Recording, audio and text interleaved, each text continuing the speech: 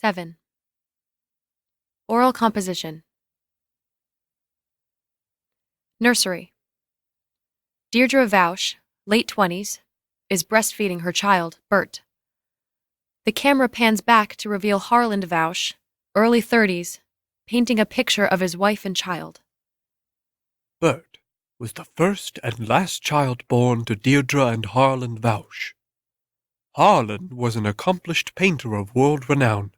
His wife, Deirdre, was widely regarded as one of the most beautiful women of her generation. She was Harland's inspiration. His paintings of her hung in galleries from Long Beach to London, Toulouse to Tokyo, Hong Kong to Havana. The birth of their first child, a son, was an occasion of great excitement. The world waited with expectation bordering on hysteria to see the Vaush child, whose pedigree promised a great career as a model, an artist, or both. For Harland, his wife's transition to motherhood opened an entirely new universe of possibilities for his paintings, a new period of his distinguished career to capture the essence, grace, and enduring beauty of motherhood. Deirdre strokes BURT on his head while he continues to nurse. Harland adjusts the light. When their son was born, everyone agreed that the child of Deirdre and Harland was beautiful, a work of art in human form. BURT was bright, precocious, and even at such a young age, one could see that he looked to his mother with the same love and adoration that his father did. It was a family full of love and mutual admiration. But then, one day, when the baby began teething, something went wrong. Deirdre winces in pain and jerks the baby away from her breast. She puts her hand to her chest and then raises her fingers. They are bloody. Harland races over and tends to her. She is more surprised than hurt. BURT, as it turned out, had been born with a prodigious set of teeth. Teeth that began to come in quite early. Cut to nursery next day.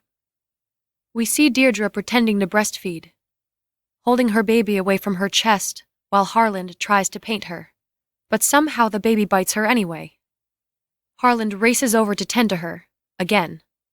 He moves the baby away, placing BURT alone on a table. BURT cries, distressed to be away from his mother. While Deirdre had been pregnant, she and Harland had entertained using such names for the baby as Michelangelo, Sidney, or Picasso. But now, Harland decided to name the baby simply BURT. Cut to kitchen. A few years later. Harland, Deirdre, and BURT, 3 or 4 years old now, sit at the table. BURT finishes his plate of food, then begins to chew on the plate, taking a bite out of it. BURT had a teething period that lasted longer than most children. This was an incredibly stressful time for his parents. If they were not careful, he would eat his toys, his clothes, even his furniture. But they learned that interfering with him was dangerous, for sometimes, being young and not knowing better, his mouth would stray. Cut to playroom. We see Deirdre reaching down to take a toy out of BURT's mouth. She jerks her hand away in pain. BURT looks up in sorrow. Harland comes into the room, and Deirdre hides her bleeding hand behind her back. Cut to hallway. Night. Light flashes as a thunderstorm rages outside. BURT runs, terrified, down a dark hallway to his parents' bedroom, where he wakes up Deirdre. She soothes him and pulls him into bed with her. They sleep soundly through the storm. Cut to morning. Deirdre jerks upward, clasping her shoulder. Harland also awakens. He looks down at BURT, who is sleeping soundly. Harland tries to pry Deirdre's hand away from her shoulder. She resists as long as she can, until he overpowers her and sees that there is blood on her shoulder. Harland turns to BURT, swings him out of the bed by his wrist, and carries him out of the bedroom. Deirdre tries to reach her son, but Harland keeps them apart. Mother and child scream and weep. It was the last straw. To Harland, Deirdre was his most prized and treasured work of art, made by God's own hands. He would let no one threaten that beauty, not even his son. Cut to front lawn of private boarding school. Bert stands curbside in an oversized suit with a Dolce & Gabbana suitcase. Under his arm are a few art books. He is wearing a restraint on his jaw. Harland stands by their Alfa Romeo, tapping his feet, flicking his lighter, and chain-smoking. Deirdre hugs her son, wipes her eyes, and gives Bert bags of trail mix, caramel squares, and saltwater taffy. Harland comes over to her and pulls her away. Bert watches as they drive off. Harland arranged to send Bert away to school. The rest of his childhood was spent studying. During the summers, his father signed Bert up for summer school, so he rarely could come home. During this time, Harland was prolific. His best-selling works were always his portraits of Deirdre. Cut to studio in art school. Art students stand in silence, watching Harland paint another portrait of Deirdre, in which she is holding a different baby. When the baby begins to cry and she is not able to soothe him, the baby's mother steps over, takes him, and calms him. Deirdre watches the child move farther away with longing. Harland steps in to turn her chin back to an angle he wants. For 2 weeks a year, Bert would come home. These were joyous times for him. He lived for those 2 weeks that he could see his mother. They sustained him for the rest of the lonely year. Cut to kitchen. Bert is at the kitchen table. He finishes his meal and begins nibbling at his fork. Harland does not notice. Deirdre shoots him a look, he stops, and they both smile. Cut to dorm room. We see Bert studying at his desk. He is older now, in his early teens. He no longer wears a mouth restraint. Bert was growing up to be a normal and happy young man, if not for a few odd habits. Beside Bert, there are a few dozen pencils, chewed almost beyond recognition. He did well in school? Cut to classroom. Bert sits in class, chewing a pencil, and raises his hand. And he had many friends. Bert sits on a lawn with a few other students. A teacher watching from nearby. Bert is chewing a huge wad of gum, laughing and joking with the other students. Cut to outside the Vauch's house. Bert runs up his walk with his suitcase and finds a note on the door. 1 year, there were no summer classes due to renovations at the boarding school. Bert was overjoyed. He rushed home once sessions were dismissed. He could not wait to see his mother. But when he reached the house, he found that his parents were gone. His father had taken Deirdre to the Seychelles, thinking that being around Bert for the whole summer would be stressful for her. He said so in the note he left for Bert. Of course, he had not told Deirdre that their son would be left home alone. Cut to kitchen. We pan over a floor covered with discarded takeout containers and delivery menus from a variety of restaurants. Bert sits next to an open and empty refrigerator.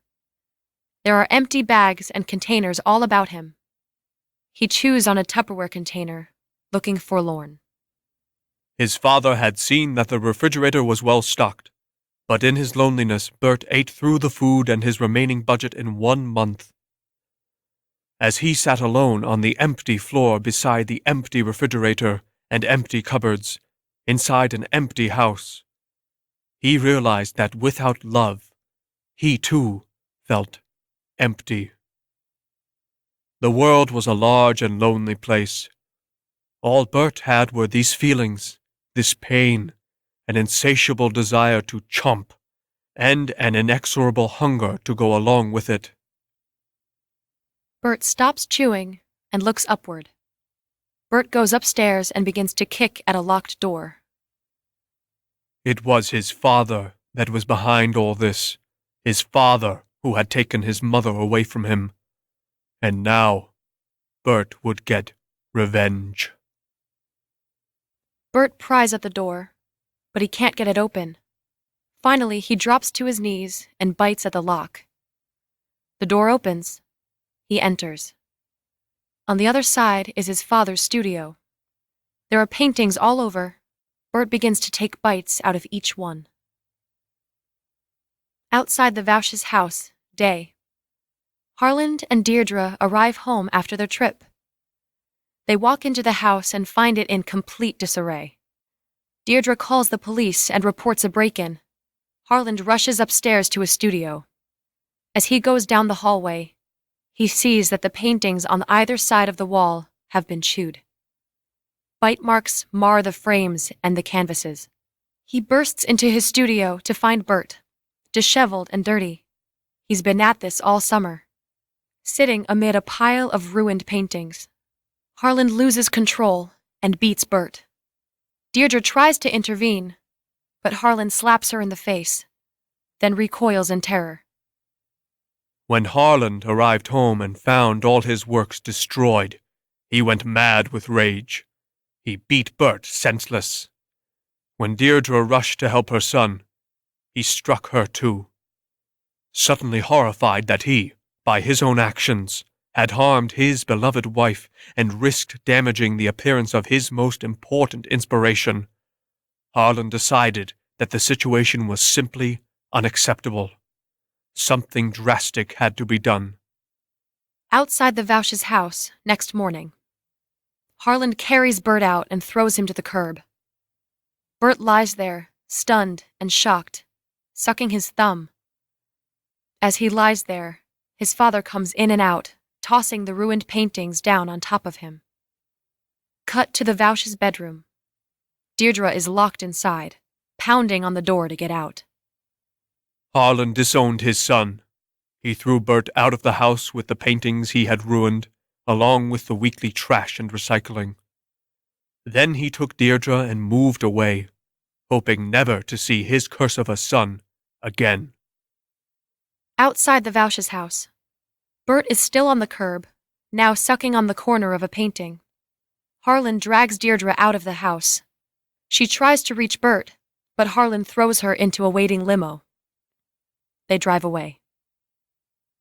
Outside the Vauch's house, next morning, Bert waited outside his house all night, but his parents never returned.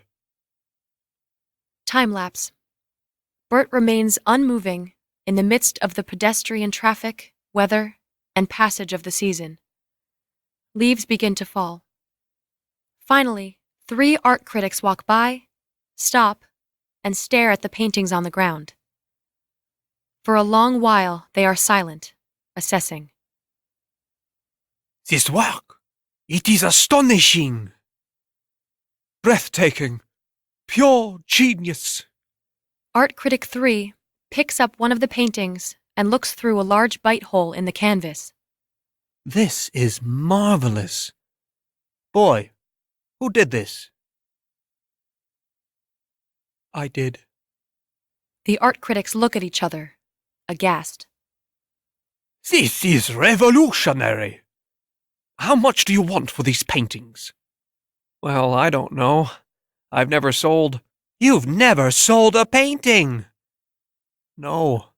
I've been in school and my parents... He is undiscovered! Well, of course he is. We have not heard of him, have we? That means that we have discovered him. Imagine what this will do for our careers!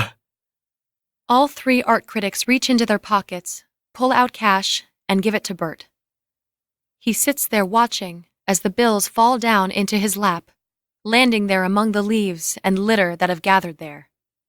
The day passes and the art critics bring more and more people to the curb, until all the paintings have been bought, and Bert's lap is filled with $100 bills.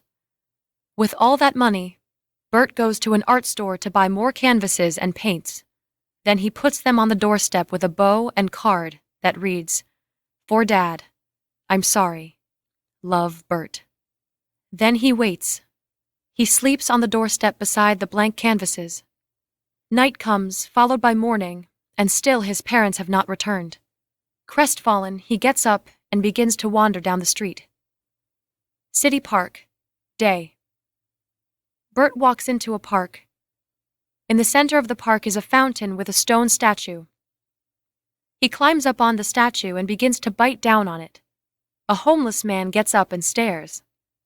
He continues to stare even after Bert has finished and climbed down. Bert walks through the city, wandering into parks and eating at any and all sculptures. He walks by wall murals and gnaws at them. As he goes along, people begin to follow him and look at his work. He walks into a museum sculpture garden. It is later in the day now, and police officers follow him into the garden and begin to drag him away. But as they leave by the gates, they are surrounded by an angry mob of art critics. You can't arrest him! He is expressing himself! This is artistic repression! This is oppression! Down with militarized police forces! Down with repressive totalitarian regimes! Freedom for expression! Freedom from artistic oppression! Freedom now! Leave him alone, you fascist pigs! Cut to courtroom. A judge reads over the notes of Bert's case as Bert stands before him. Well, Mr. Vausch, you have pled guilty to defacing public property, and it is my job and duty to sentence you. But since the public seems to feel that there is some merit in these oral compositions, your sentence will be 100 hours of community service, and that service will be in the form of using your artistic talents to improve upon this city's artwork. Dismissed. The judge bangs his gavel, and the art critics in the room get up and cheer. They carry Bert out on their shoulders. Sculpture garden. Next day. Bert sits with his legs wrapped around a sculpture and chews idly at it while an enraptured audience watches. And so began Bert's career as an oral composer. He quickly acquired a loyal following. Members of art circles everywhere began to talk about the new young visionary. On the cutting edge of art, he is a criminal and outcast who from the fringes of society brings us a new definition, a whole new paradigm, in which our experience and interaction with what we call art has been transfigured. He is dangerous, and some would even say he is mad. To many, he is an enigma. But what is certain is his art is astounding.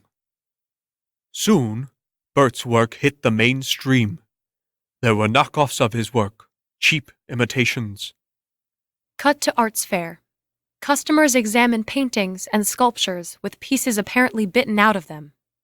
There were even a few people who tried to imitate his methods. Cut to a sculptor at arts fair. Sculptor holds up a piece of sculpture. He smiles and we see that his teeth are broken and chipped.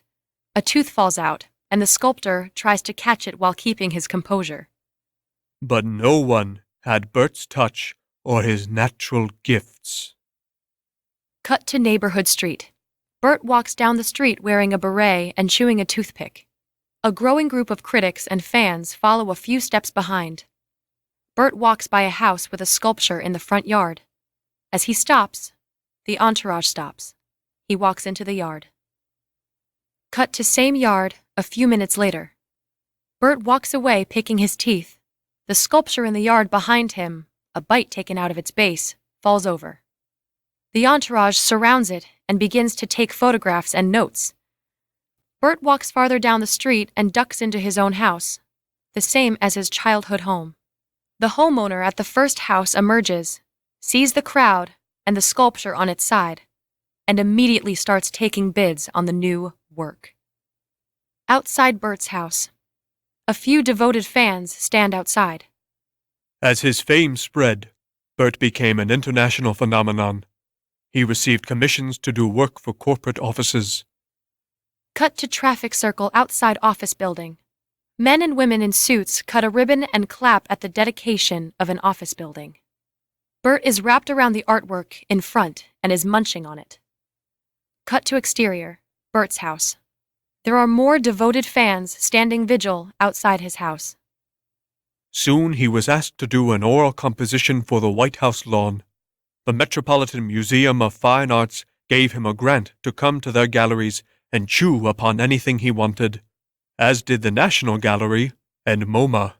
The public loved him. They said he had breathed new life into the art world, that there had not been such a revolution in art since the discovery of perspective drawing. He was the greatest genius since Sidney or Picasso. Cut to television screen playing a talk show. Burt is the biggest thing in postmodernism.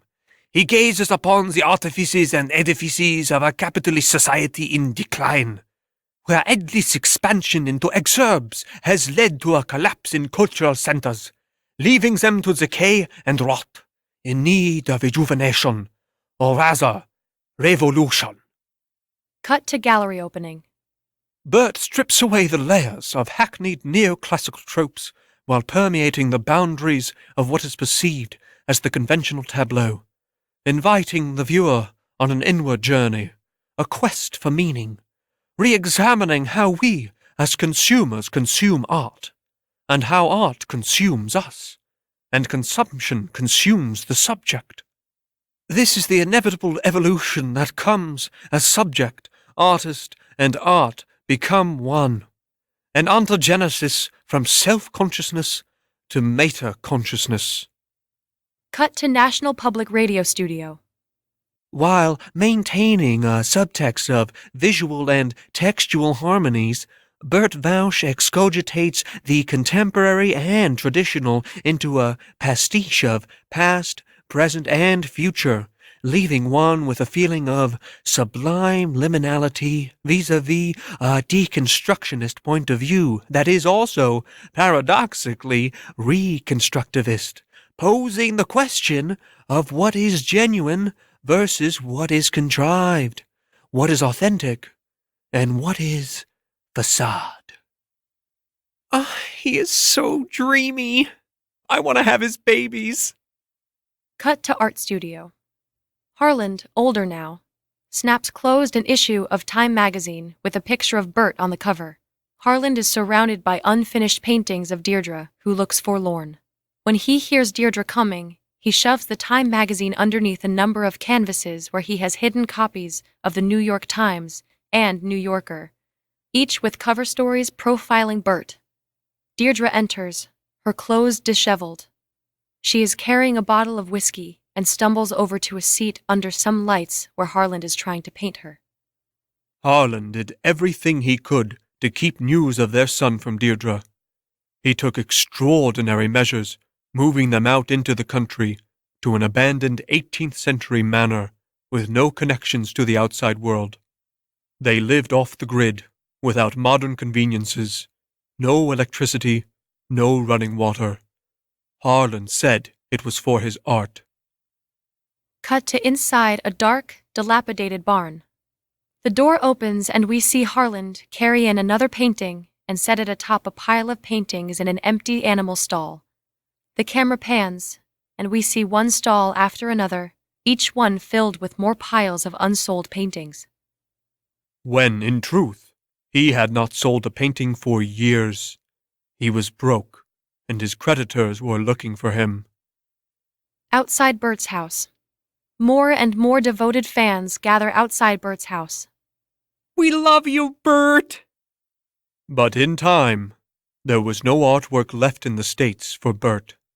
So this young man, who had single-handedly reinvented art, was sent to where he would have enough art for a lifetime. Europe. Cut to tarmac at European airport. Cheering fans await Burt. Burt! Eat me! Europe welcomed him with open arms. Crowds of thousands greeted him on his tours. He set to work at a prodigious pace. Cut to outside the Louvre. We see more people gathering outside while the camera zooms through a window and we see Bert working within. Women wave signs outside, reading, Je veux avoir le bébé de Bert, and Mord-moi. Bert snacked on Vermeer. He lightened up Rembrandt. He dined upon Sidney's Last Supper. He licked the Mona Lisa with a grain of salt. He peppered the Sistine Chapel with his mastication. And he bit off David's testicles with relish. Street in front of Bert's house. The street is completely filled with fans. Bert's limo is escorted by police vehicles. Helicopters hover above, and the crowds of fans jostle with the paparazzi and security. But in time, even Europe grew boring to Bert, and he came home. A taxi pulls up to Bert's house, and he gets out looking jet-lagged. The crowd cheers and screams. He and his handlers push their way through to his front door and enter. The crowd begins to chant his name. Time-lapse. We watch as people in the crowd come and go. Police motorcades and airport limos zoom in and out with Bert coming and going. The next year there was a tour of Asia, and a year after that, a tour of South America, then Africa, then Asia again. But after his last tour, Bert fell into a deep depression. Although his popularity remained high, and demand higher, he was tired of his oral compositions. After dining on the greatest works of the world, what was there left to do? He had money now, prestige, and fame. He had literally consumed the greatest works of art the world had to offer. But he felt empty, lonely. For a while he created no more oral compositions. Then, of course, interest flagged. Someone else new came along. Time-lapse. The crowds outside Bert's house dwindle. The roadblocks are removed, and regular pedestrian and then street traffic resume. Cut inside Bert's bedroom. Bert looks outside his window. It is raining. A single girl remains. She is holding a sign that says, Eat me, the colors running from the rain. But still Bert saw his own face everywhere. Cut to toy aisle at toy store. Bert walks down an aisle, incognito with sunglasses, fake mustache, and a baseball cap. He looks at an action figure of himself with a spring-action jaw. There were Bert action figures. Cut to grocery store, cereal aisle. Bert walks down an aisle and sees his face on a box of Wheaties on the clearance shelf. At the end of the aisle, there are costumes of him, including garish masks with oversized moving mouths, marked for discount. Bert costumes. Bert's house, outside. Bert walks up his steps with his groceries. There is still the girl with the Eat Me sign. He motions for her to follow him inside. She does. And yet, as long as he was not creating his compositions, the public interest continued to diminish. Cut to bookstore. Bert walks by the free books bin, now with his girlfriend, the Eat Me girl. He looks down and sees the biographies about him in the bin. Cut to grocery store. Bert walks by the Wheaties boxes, but they all show someone else. Bert was miserable. He felt like he was in a sea of people, and yet all alone. Yet he had run out of ideas, out of inspiration. Bert's bedroom, early morning. Bert lies in bed, as if he has not slept all night. Piles of self-help books, including James Joyce's A Portrait of the Artist as a Young Man, and Viktor Frankl's Man's Search for Meaning, sit on the bedside table, their spines marred with teeth marks. Bert's girlfriend is sound asleep beside him. He gets up carefully, so as not to wake her, and walks down the hallway. Bert stopped sleeping. He stopped eating. Life just held no more joy for him any longer. As Bert goes down the hallway, he picks up packages of Bert figurines. There are dozens. The hallway is also filled with magazines and expired Wheaties boxes with Bert's face, as well as hardback and paperback biographies. There are even cartridges of Bert video games and racks of his clothing line. Each piece of clothing with faux bite marks integrated into the distressed design. But as he walked down the hallway to the bathroom, stepping over the dozens of Burt Vausch action figures, biographies, magazine articles, and Wheaties boxes that his girlfriend had bought, often before they were thrown away by retailers trying to clear inventory, it occurred to Bert that he had become quite a piece of work himself. Bert goes into the closet and pulls out one of his most colorful outfits from his own clothing line. He dresses before the mirror. He puts on an outlandish pair of glasses, as well as his signature beret. He stares at himself a long time, a smile slowly forming on his face. His eyes brighten. Finally, he puts his fingers in his mouth. Standing before the mirror and gazing at himself, he thought he was more than a piece of work. He was a piece of art. He was artwork. Then, an epiphany. The dark clouds of gloom parted, and a ray of inspiration shone down on him. Bert suddenly knew what his last and greatest piece would be. It would revive his career, and as he contemplated it, all sadness, emptiness, and loneliness melted away. Even if he tried, he could not have even remembered what they were. It was as if he had not even the faintest memory of sadness, loneliness, or loss. He knew he must set to work right then and there, before the inspiration left him. It would be amazing. It would make his legacy a lasting one that would be hailed as bold, courageous, and of course, ingenious. So that morning, before his girlfriend awoke, Bert Vausch ate himself. Cut to interior. Bert's room. Later. Bert's girlfriend wakes up, rubs her eyes, and opens the shades. The camera follows her down the hallway to the bathroom, where we see her enter. Framed by the bathroom door, she makes the horrifying discovery of Bert's body, off-screen, and screams. But when the police and coroners found him, they decided to leave the body alone, for they knew it was not just a body at a suicide scene. It was art. They knew the inevitable art critics, the collectors, and the paparazzi would want to come and view Bert as he had left himself. Time lapse. The police, the art critics, the collectors, the paparazzi come and go, framed in the bathroom door, taking photos of Bert, off-screen, in the bathroom. Camera pans back, moving down the hall, fixed on Bert's girlfriend, who remains catatonic but shrinking in the growing screen, crowded with people.